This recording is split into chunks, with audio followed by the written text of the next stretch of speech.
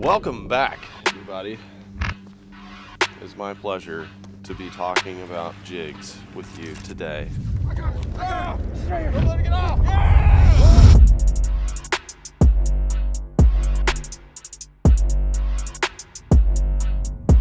Not just any jig, a jig that we've been working on with Catchco for a long time, that is now on the market, that I am super proud of. Personally, I've been wanting to have a jig, have some thoughts and developments into a jig for a long time. That's what I've caught my biggest bass on. I've caught just over the years many big bass on jigs, and I've got to fish a lot of them and kind of taken things that are good and bad, and we took all the goods and we put them into the Googan Squad Catchco jig line. And what we're going to be focusing on today is a flipping style jig. This is the Thicc Jig, and the way it's designed, we'll get into it, but basically the difference between a casting jig and a flipping jig is all in the head design. A casting jig is more like a general all-purpose. You can kind of fish it around light cover, drag it on the bottom. You can even swim it. A flipping style jig like this Thicc Jig is designed to go into heavy cover and to be fished through that cover and constantly be moving through the brush and whatever it is, and not get snagged up and get those big bass out of there. So let's talk about the head design.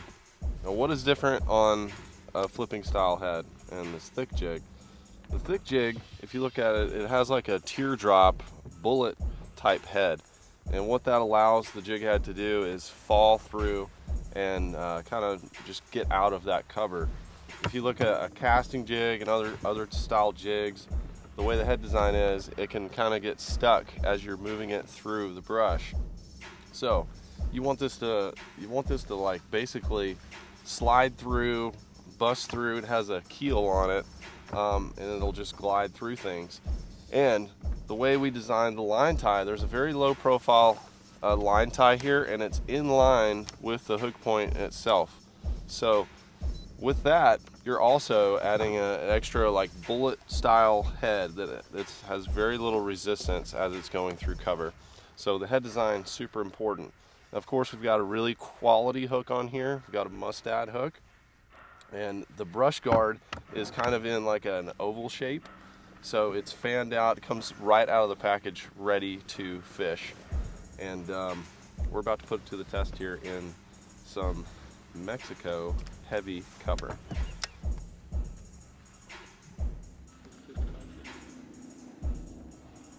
Oh, there's one. There we go. Oh yeah. Flipping up in there. Started moving off with it. Get up in here. There we go. Switched up my trailer. We got a fish. Look how that fish is just pinned.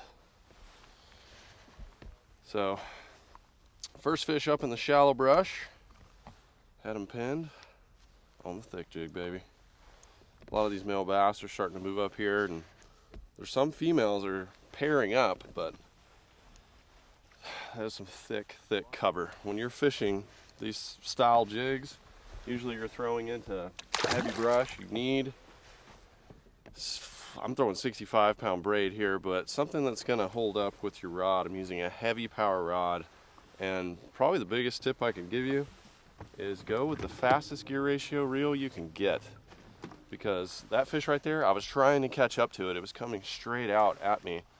And if they're up shallow, heading out to deep water, you gotta catch up with them, or sometimes you won't get a hook set. So go high speed. I've got an 8-2-1 here. My favorite trailers, 70% of the time, I throw a creature bait, and specifically the bandito bug. And then the other time I'm throwing a crack and craw, which is a more aggressive style trailer. But I do some alterations on the bandito bug. Okay, so we're gonna take us a fresh, just plain old green pumpkin bandito bug. 90% of the time I use green pumpkin or some sort of variation of green pumpkin. So we're going to make some alterations to this to make this a better jig trailer.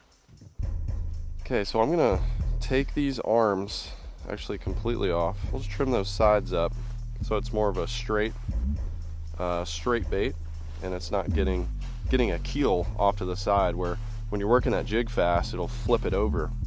So we're gonna put this on our jig now. One of the great things about this jig is there's 2 plastic keepers on it. It's actually the same on all of our jigs. So when you go to set the hook really hard, you miss the fish, you don't get them, you're not getting that plastic that's sliding down your bait and you're having to redo that. So you can just reel in, keep flipping. Oh, there's bite. Got him. Tiny little guy.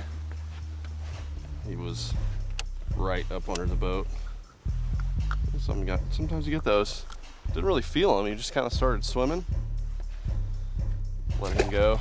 It's not what we're here for. We're here for the Megatrons.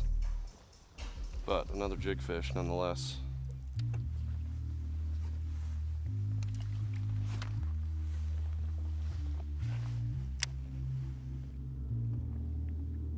Got one. There he is. Oh God.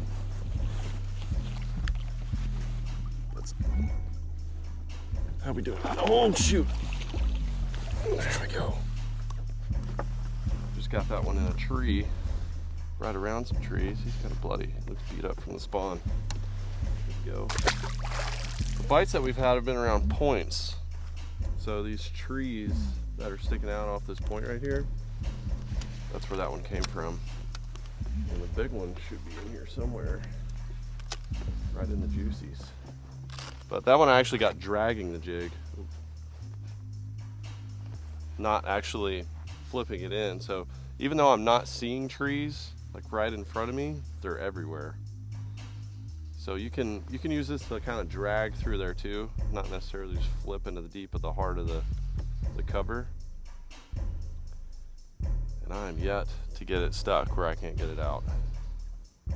When we started sitting down with Catchco to really make these designs come to life, it was so easy because they were on the same page as us. They have an amazing design team. So we were looking at the Thicc Jig and the rest of the jig line, just like all of our Googan Squad products. We want to make things the best quality, the most simple, and affordable. So we try to include all of those elements and put in the key aspects that we would really want in a jig. And one of the main things that we talked about is putting the actual weights stamped on the head of the bait. The skirt, like probably the pet peeve of all jig fishermen and anybody who's fished a spinnerbait, you know, where the skirt just slides off. Hate that. So we wanted to make really good quality skirts, like good colors, but also make them hand tied. And what that does, it makes the jig skirt flare out as well. It's not just a quality thing, so this is going to last longer than a rubber band, but it's also a key factor in getting reaction strikes. So when that skirt puffs out, it gives that bluegill flare, that crawfish looking defensive posture. It helps. Another thing is the weed guard. The weed guard is a different design. It's like a U shape. It's different than just your standard weed guard. We also added a couple of different colors into the weed guard. There's just a lot of things that are unique about this jig that we spent a lot of time on and looking at the design. And I am super proud to have these under the Googan Squad Catchco line. There's one. Got him. I think it's better fish, actually. Net? Yeah, can you get the net?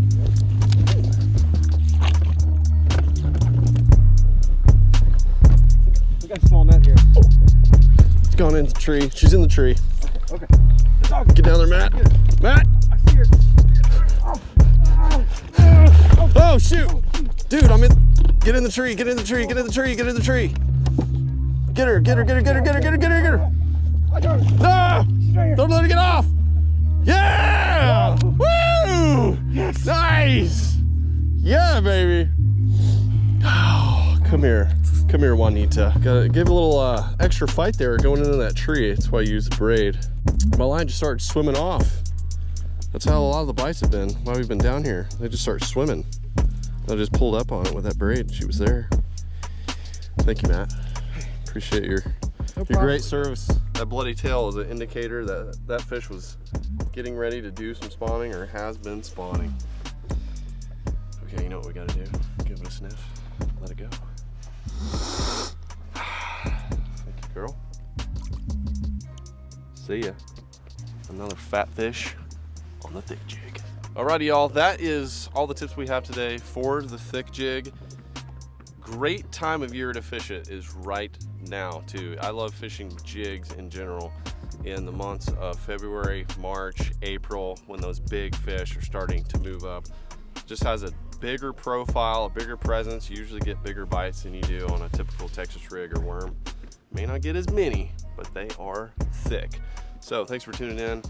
Stay tuned for more tips by subscribing right here to the channel, and we'll see you on the next one.